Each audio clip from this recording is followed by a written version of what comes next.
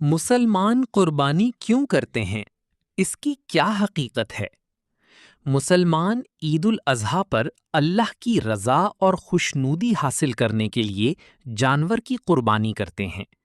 اس کا بنیادی مقصد حضرت ابراہیم علیہ السلام اور حضرت اسماعیل علیہ السلام کی عظیم قربانی کی یاد تازہ کرنا، اللہ کے حکم کی اطاعت کرنا اور تقویٰ پرہیزگاری کا جذبہ پیدا کرنا ہے۔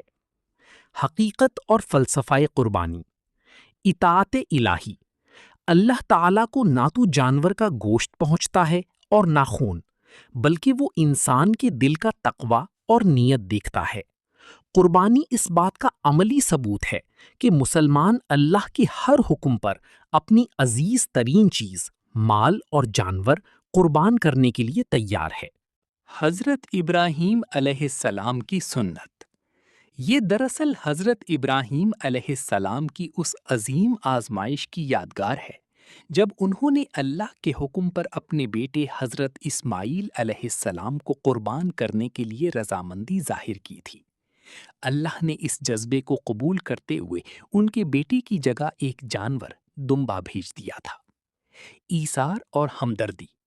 قربانی کا گوشت رشتہ داروں، غریبوں، محتاجوں میں تقسیم کیا جاتا ہے۔ اس سے معاشرے میں باہمی ہمدردی، بھائی چارے اور سخاوت کا جذبہ فروغ پاتا ہے۔ نفس کی پاکیزگی۔ قربانی کا عمل انسان کو مال کی محبت اور لالچ سے نکال کر اللہ کی راہ میں خرچ کرنے کا درس دیتا ہے۔ اگر ہماری ویڈیو آپ کو اچھی لگی ہو تو ہمارے چینل کو سبسکرائب ضرور کریں، ویڈیو کو لائک اور شیئر کریں۔